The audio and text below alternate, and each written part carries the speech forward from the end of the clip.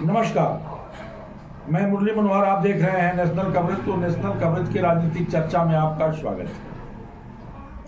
वर्ष 1850 से लेकर 60 के बीच में अयोध्या राम जन्मभूमि बाबरी मस्जिद का हल निकल सकता था, जिसके लिए महंत गोपाल नाथ जी गोरक्षा पीठ के महंत गोरखपुर ने अथक प्रयास किया। समस्या का समाधान भी निकल रहा था।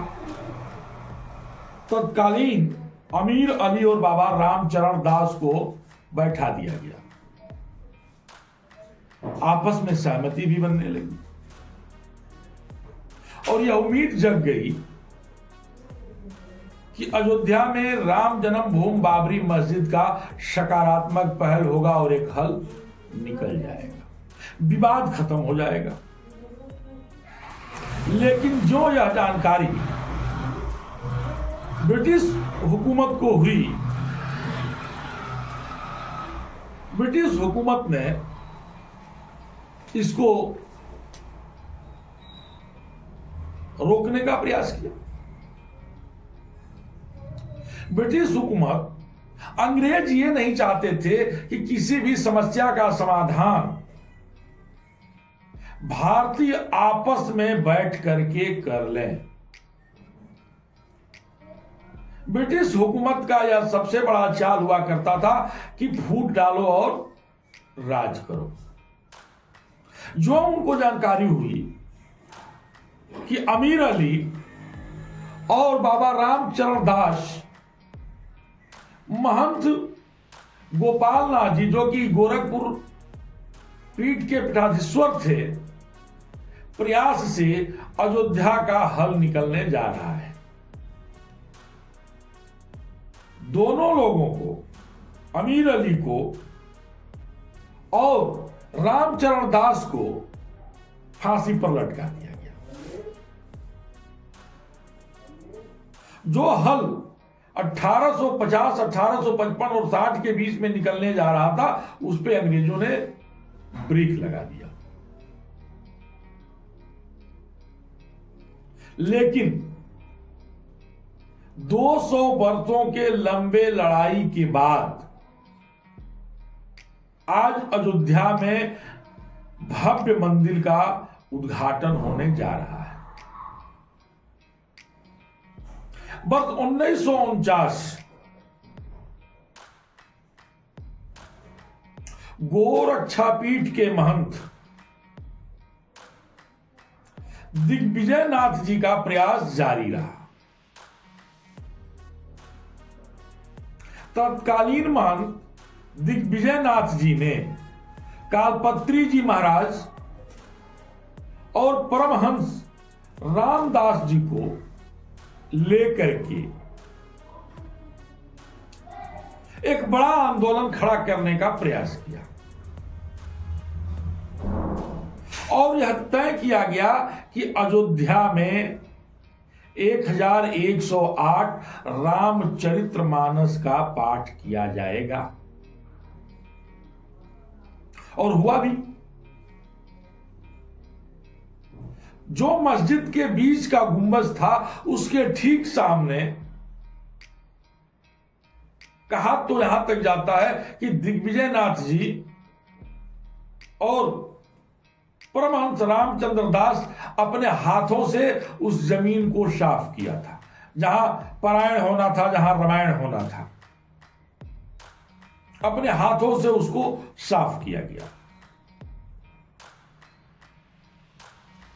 सन 1949 में गुंबज, तीसरे गुंबज के अंदर मर्यादा पुरुषोत्तम श्री रामचंद्र जी का विग्रह हुआ, जिसमें पूरे देश में बहुत हो हल्ला भी मचाया गया। पंडित नेहरू भी इसका बड़ा विरोध किए। तत्कालीन प्रदेश की कांग्रेस सरकार ने भी इसका बड़ा विरोध किया।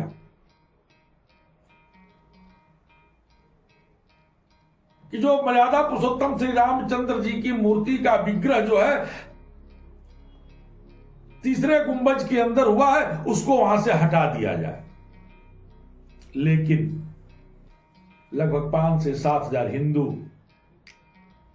साधु, संत, सन्यासी, यहां तक कि महंत दिग्विजय नाथ जी, रामचंद्र, परमहंस रामचंद्र दास जी वहां डटे रहे, जिसका नतीजा यह हुआ कि सरकार बैक हुई, सरकार पीछे हो गई और उस मंदिर से मर्यादा पुरुषोत्तम भगवान श्री रामचंद्र जी के जो विग्रह मूर्ति था उसको हटाया नहीं गया। लेकिन लड़ाई जारी रही। दिग्विजय नाथ जी, महंत दिग्विजय नाथ जी ने भी बहुत प्रयास किया कि अयोध्या में भगवान राम का भव्य और दिव्य मंदिर बनना चाहिए। कालपत्री जी महाराज ने भी बहुत प्रयास किया। परमहंस रामचंद्र दास जी तो उस आंदोलन से जुड़ ही गए। उस समय के आंदोलनकारियों में सबसे बड़ा चेहरा होकर के जो है परमहंस दास जी महाराज उभर करके सामने आए, आंदोलन का नेतृत्व किया।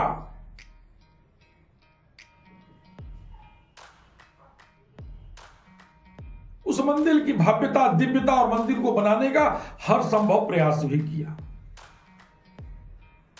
वर्ष 1984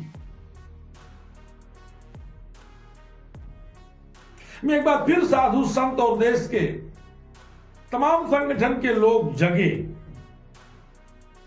कि अयोध्या में भगवान राम के मंदिर का निर्माण हो जाना चाहिए। और उस समय गोरखपुर मठ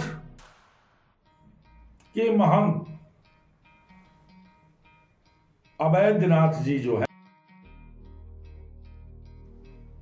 राम जन्मभूमि मुक्ति यज्ञ समिति का अध्यक्ष बना दिया गया। महंत अवैधनाथ जी के पहले भी गोरखपुर मठ के जितने भी महंत थे, उन सभी लोगों ने अयोध्या में मंदिर बनाने का हर संभव प्रयास किया। चाहे वो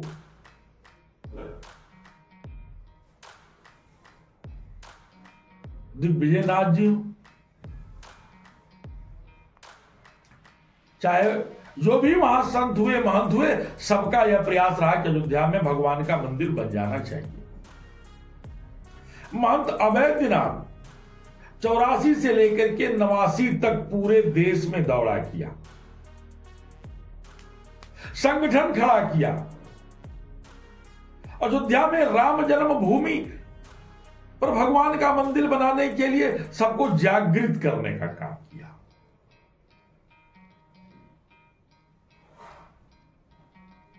आंदोलन भी बड़ा हुआ, शिलान्यास का भी समय आ गया।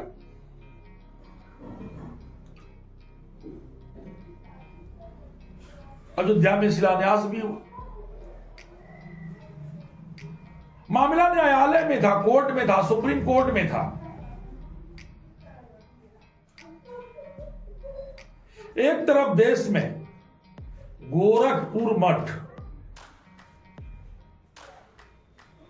अयोध्या में मंदिर बनाने के लिए निरंतर प्रयासरत था, निरंतर आंदोलन चल रहा था, निरंतर कार्यक्रम चल रहा था, निरंतर पूरे देश में भाग दौड़ करके जनमत जुटाया जा रहा था। वहीं सुप्रीम कोर्ट भी इस मामले पर सुनवाई कर रही। जनमत के साथ सुप्रीम कोर्ट का फैसला है। सुप्रीम कोर्ट के फैसले को पूरे देश के लोगों ने अंगीकार किया, स्वीकार किया और मान लिया कि सुप्रीम कोर्ट का जो फैसला आया है, हम उस फैसले का तहे दिल से स्वागत करते हैं। चाहे वो हिंदू हो, चाहे मुसलमान हो, चाहे सिख हो, चाहे ईसाई, सब लोगों ने सुप्रीम कोर्ट के फैसले को स्वीकार किया। कहा कि जो कोर्ट का फैसला आ गया है, हम उस फैसले को मानते हैं। संजोग कह लीजिए, चाहे विडंबना कह लीजिए। 1880 से लेकर के और 2024 तक राम जन्मभूमि आंदोलन का गोरखपुर मठ से बड़ा लगा हुआ। सभी लोगों ने लड़ाई लड़ी। आज तो परम पूज्य योगी आदित्यनाथ जी महाराज गोरखपुर मठ के महंत भी हैं।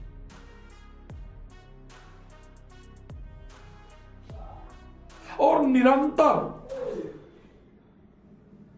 राम जन्मभूमि पर जो दिव्य और भव्य मंदिर बना हुआ है, बन रहा है, जिसमें 22 जनवरी 2024 को राम लला विराजमान हो जाएंगे, अंदर चले जाएंगे, उनको उनका घर वापस मिल जाएगा। उसकी दिव्यता, भव्यता, सुंदरता में कहीं कोर कसर न रह जाए। अपने 60 माह के शासन काल में 40 से ऊपर दौड़ा जो है परम पूज्य योगी आदित्यनाथ जी महाराज ने अयोध्या में किया है। यानी 35 से 40 दिन पे एक बार वो अयोध्या आते हैं। भगवान का जो मंदिर का निर्माण हो रहा है, उसकी दिव्यता, उसकी भव्यता, उसकी सुंदरता में कहीं कोई कोर कसर न रह जाए, निरंतर उसके लिए बजट भी दे रहे हैं, निगरानी भी कर रहे हैं, ताकि अयोध्या में बनने वाला मंदिर सुंदर हो, भव्य हो, दिव्य हो, भारतीय संस्कृति की धरोहर हो। इसलिए 1880 से लेकर के और 2023 तक, 2024 तक का लंबा संघर्ष जो हुआ है, उसमें गोरखपुर मठ की कहीं न कहीं बड़ी भूमिका रही है। परम पूज्य योगी आदित्यनाथ जी महाराज के गुरु, दादा गुरु, इन सभी लोगों ने अयोध्या आंदोलन में